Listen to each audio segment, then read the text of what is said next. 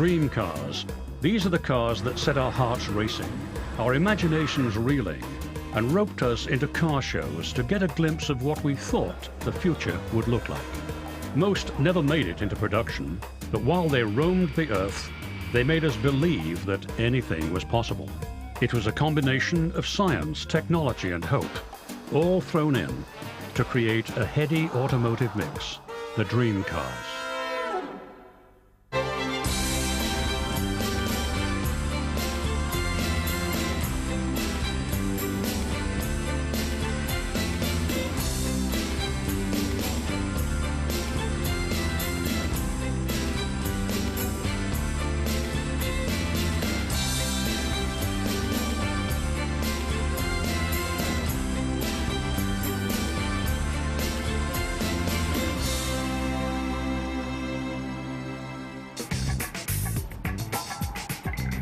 Today, car shows are big business. They attract millions of people around the world who come to get a glimpse of all the newest models. The automakers go to great lengths to excite the public about their new cars. This wasn't the case when cars were a novelty. The concept of powered transportation had tantalized human beings for centuries. Finally, in the 19th century, technical innovations actually started to make this a reality. Every car was experimental in those days. The parts weren't standardized and no one had a lock on how to make a reliable car. By the 1920s, automobiles were relatively reliable and durable.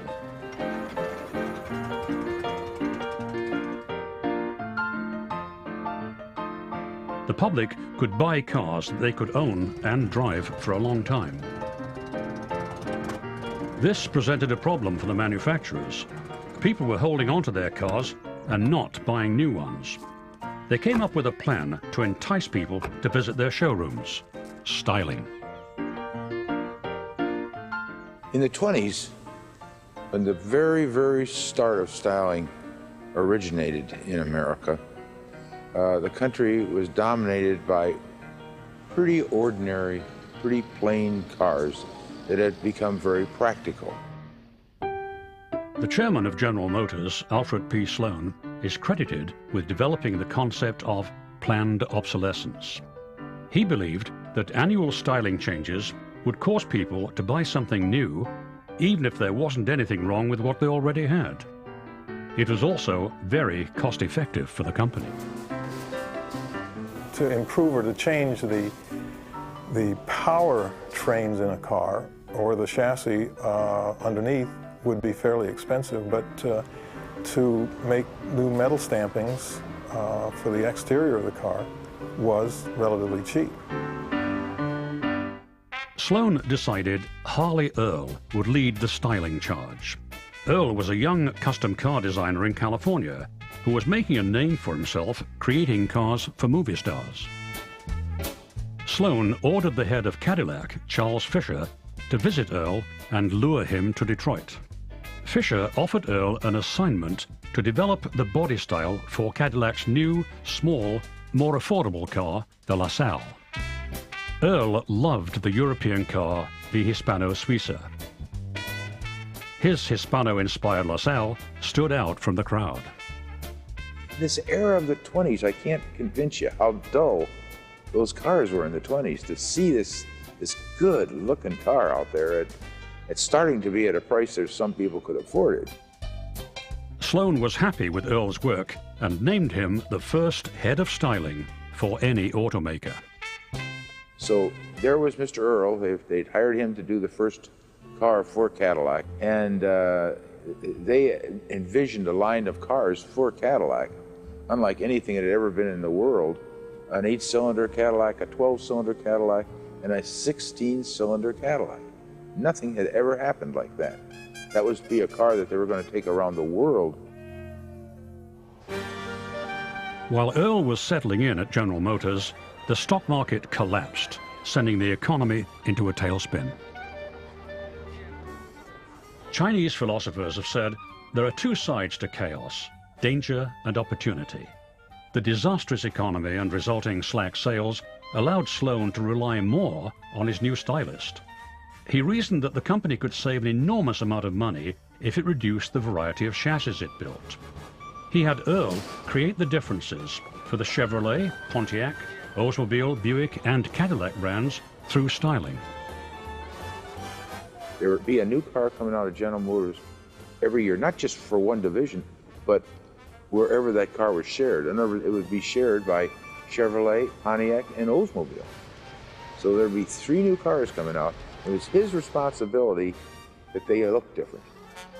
Ironically, as the economy continued its downward slide, plans were underway for a grand celebration of technology and the future. The World's Fair in 1933 would be a celebration of industrial design. It would attract more than 22 million people who came to marvel at this new world. Several car makers prepared special vehicles to show the crowd. Harley Earl jumped at the chance to exhibit there. His Cadillac designers created his first dream car for the event. And it was a beautiful, long, graceful Cadillac V16 with a fastback coupe body on. They had done others privately for themselves, but this was the first one that they showed to the public. Some of the other car makers were a little more daring. It wasn't just Cadillac that was showing cars. All the automobile companies had a special model represented there at the show as their feeling of the future.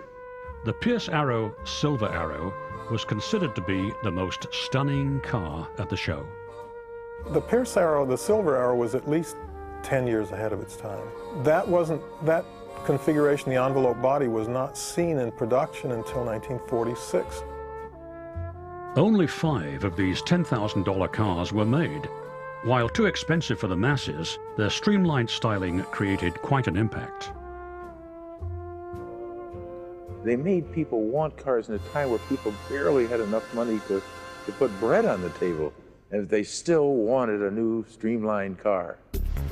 Streamlined design was the rage, and Chrysler was sure they could create a winner, the Airflow. The engineers, and even Walter Chrysler, were enamored with the advanced aerodynamic shape of the Airflow. Well, unfortunately, the car designers, formal car designers, didn't have that much to do with the design of the Airflow. And the engineers really wanted the Airflow to be aerodynamic. And they put a lot of work into wind tunnel testing and so on, and that determined the overall shape of the Airflow. Unfortunately, the Airflow's radical styling didn't catch on. Just because you do a far-out car that's very futuristic doesn't mean it's appropriate to sell at that particular moment. And I think Chrysler learned that lesson very expensively. Chrysler's failure didn't deter others from continuing the search for what would shape the automotive future.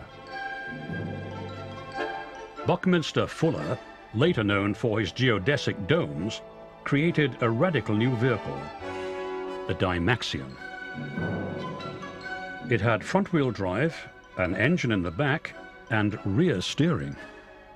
Its unique three-wheel design enabled it to make 90-degree turns. Fuller loved to show off its abilities. He saw the Dymaxion as part of a whole way of life. He envisioned it as being able to be transformed into an airplane.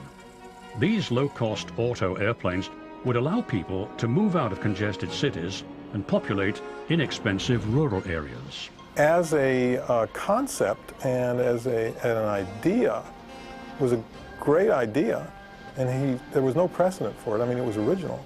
It was good thinking, but as it turned out, it didn't turn out very well. A tragic accident ended up killing one of his investors. The resulting bad publicity killed the Dymaxion. There were other dreamers trying to transform the automobile. In 1935, Bill Stout, the creator of the Ford Trimotor airplane, introduced his concept for the future. He called his bug-like car the Scarab. It was an early version of the minivan. He had in it movable furniture, settees and armchairs that people could move around, tables that folded down out of the side. You could drive across country in one of these things and play cards or Monopoly the whole way if you wanted to do that. The world wasn't ready for a minivan, and Stout's idea never caught on. This string of experimental failures didn't deter Rusty Hines, heir to the Heinz-Catsup empire, from trying his hand at shaping the automotive future. His Phantom Corsair looked like a refugee from a science fiction film. Heinz thought it would attract financial backers, but only one car had been built when Heinz was killed in an auto accident. His dream project died with him.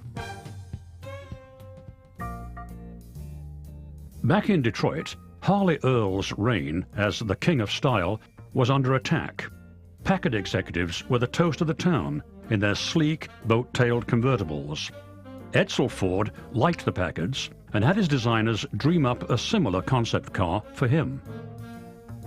But Earl wasn't ready to give up his crown. In 1936, he unveiled the Y-Job. The Y-Job was much more than a dream car. Its ground-hugging, low profile and lack of running boards made it a design that mattered. Once again, Earl was king of the hill. Cars in the brass era were tall, skinny, and short, so that the more modern you got, the lower and longer and wider a car had to become, because that was the direction of the future. It was a foot lower than everything else on the road. And Mr. Earl was a foot higher than everybody else, and we stood by that car. It was to his knees. The Y-Job was far more than a technical exercise. It was an actual working car that Earl drove every day. It was a breathtaking car with its hidden headlights and aircraft-inspired shape. Earl believed that every part of the car should work in perfect harmony, like a symphony. When Mr. Earl used that as his personal car, it was a sentinel for the styling department, and I think the corporation they loved it. General Motors was so impressed, they made him vice president of styling. It was clear that the other car companies needed to create a little magic of their own. After the demise of the Airflow, Chrysler wanted to prove that it could produce something exciting. It built 6 cars called the Thunderbolts and Newports in 1940. They were put on display in dealerships where people flocked to see these visions of the future. The Y-Job, the Thunderbolts, and the Newports signaled that the dark days of the Depression were over. They made people feel good after years of dismal news and hard times. Unfortunately, the promise of prosperity would have to be put on hold. The world was soon embroiled in an all-out war. When the war ended, Detroit was 4 years behind the times. The cars that were available were rehashed 1941 models, and the public wanted to put the horror of war behind them and start rebuilding their lives. Earl lost no time creating something new to replace the Y-Job. He was in love with the burgeoning jet age, and as a salute to flying, he created the LeSabre. The LeSabre was loaded with every technological innovation that GM's engineers could cram into one car. An all-aluminum body, power top with a rain detector, a remote scanning rearview mirror, and more made it a rolling laboratory. The car debuted on the cover of Life magazine and then Motor Trend. It was an instant hit with the public. People marveled at its wraparound windshield, bucket seats, and low-slung profile. Earl loved to drive the car and kept a mechanic on the payroll to ensure that its complicated systems were working. No one is sure how much the car cost, but $500,000 is a safe guess. That would be over $5 million today.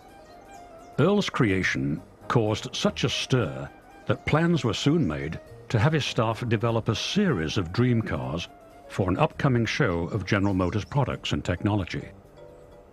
His team now had to create stunning, awe-inspiring cars that would draw in the crowds. This turned into a 24-hour-a-day non-stop marathon. People slept at the styling studios. Earl had a kitchen set up that served food night and day. Nothing could get in the way of the dream car builders. General Motors hoped the Motoramas would pump up post-war demand and draw people into its dealerships. They wanted this to be the biggest show anyone had ever seen. General Motors, and as well as the United States, were feeling euphoric. And what they did is this was a no holds barred. There was no budget limitations. There was no constraints. It was just as big and as huge as it could be. The dream cars were the centerpiece, but the public would be mesmerized by Broadway singers, dancers, and musicians. There was a buzz in New York as the city waited for the doors of the Waldorf Astoria Hotel to open and let them in to see the wonders of the Motorama. Finally, on January 23rd, showtime. The crowds poured in to finally get a look at the dream cars. It was more than anyone could have expected. Earl's Dreamers had built a car for each of GM's divisions. Oldsmobile showed off the glass fiber-bodied Starfire, one of 4 glass fiber-bodied cars at the show. Buick unveiled the companion car to Earl's LeSabre, the XP300. It was packed with the same wild technology, but didn't have the style that made Earl's car stand out. Cadillac's Le Mans gave the public a glimpse of what was to come. It had hooded headlamps, wraparound windshield, and tail fins. It was long, low, and powerful. Everything Earl loved. The #1 stunner was a little sports car that Earl had prepared for Chevrolet. The public loved it. The demand was so great that GM decided to turn the dream car into a reality. The show even featured displays of some high-tech developments GM was working on. In addition to the cars, there were displays for engines. They would have cutaways of the engines that would fold out so you could see the internals. There were displays of transmission operation and how seats are made, and it would give the spectator an inside view of how these vehicles were constructed, why things were the way they were, and did it in an entertaining fashion. The commotion created by the Motoramas wasn't lost on the competition. Virgil Exner, Chrysler's head of design, didn't have the money to compete head-on with Earl. He took another approach, subtle, Italian-inspired style. They were doing things that the Americans were not.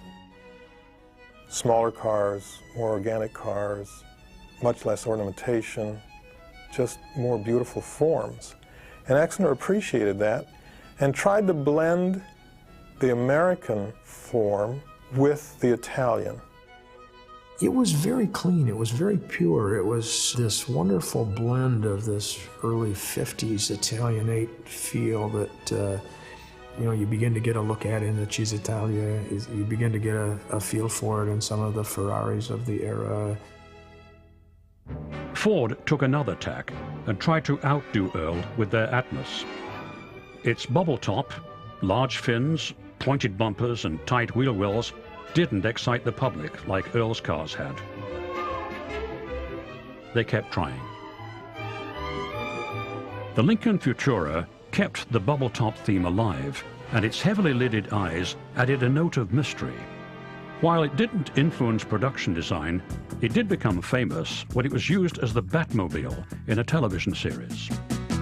Not to be outdone, Earl took his cars into the jet age with the Firebirds, a series of gas turbine, jet-inspired cars. The XP-21, or experimental Firebird, was modeled on the Douglas Skyray supersonic jet. The Firebird II continued Earl's fascination with jets and the coming space age. It was an irresistible vision that resonated with the public. They introduced this land rocket on the main stage of the Motorama with a sci-fi family film. This was the era of the nuclear family, and GM wanted to show that it would transport the public into a friendly future. Hey, you want some ice cream or a cool drink? Orange juice, please. Oh, me too. I'm gonna go for the ice cream. Nothing was too hot for the public. They loved it.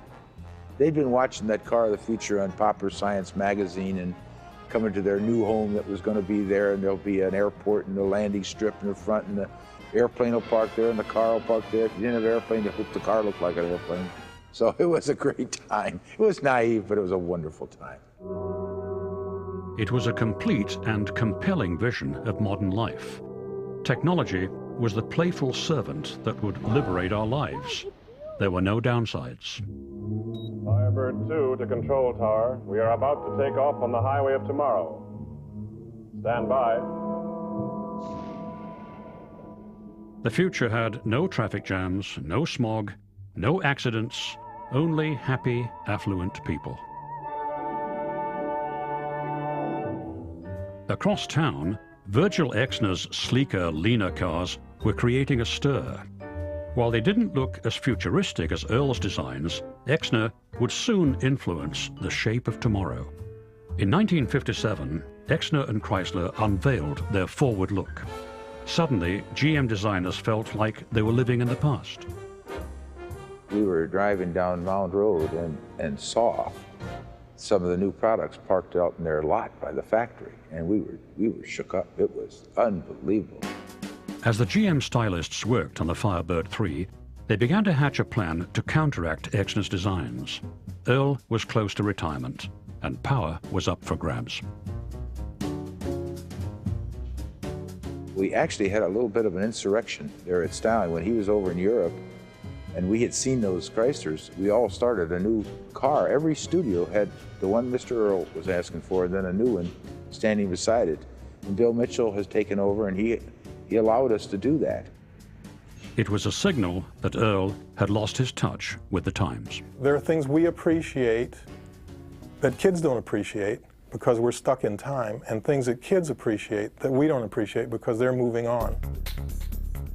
GM's Firebird 3 took Earl's jet age styling to the extreme, but it proved to be too much, too late. Times were changing, tastes were changing, and what had once seemed new and innovative was beginning to look a bit silly. In 1961, there was just the GM Firebird 3 as the showcase for the experimental vehicle, and most of the other vehicles were production cars. As the dream car era drew to an end, General Motors ordered that the show cars be destroyed. By and large, many of the vehicles, especially the fiberglass-bodied cars, were all scheduled to be destroyed, and many of them actually were destroyed to satisfy the corporate edict. Some were broken up or left to rust away in junkyards. Others were kept safe by a few who didn't want the dream to die. While most have been accounted for, there are some still waiting to be found. Who knows what's out there? There's still a lot more vehicles, I believe, that are hidden away in barns or in some other capacity made it out of General Motors and away from the crusher, so they're out there. As the cars began to reappear, manufacturers were inspired once again to push the limits in their show car designs. I believe personally that it is important for people to use their imaginations because I think it helps to shape future offerings, and also it's just the progression of technology and design. It requires it. If we ever lose that spark that made America what it was and made that automobile industry what it was, it would be an awful shame. I don't think we will. I think there'll be dreamers in every society. The concept cars of today are direct descendants of the dreamers who dared to push the limits of our imagination. They conjured up visions of the future that gave us hope. They made us believe the best was yet to come.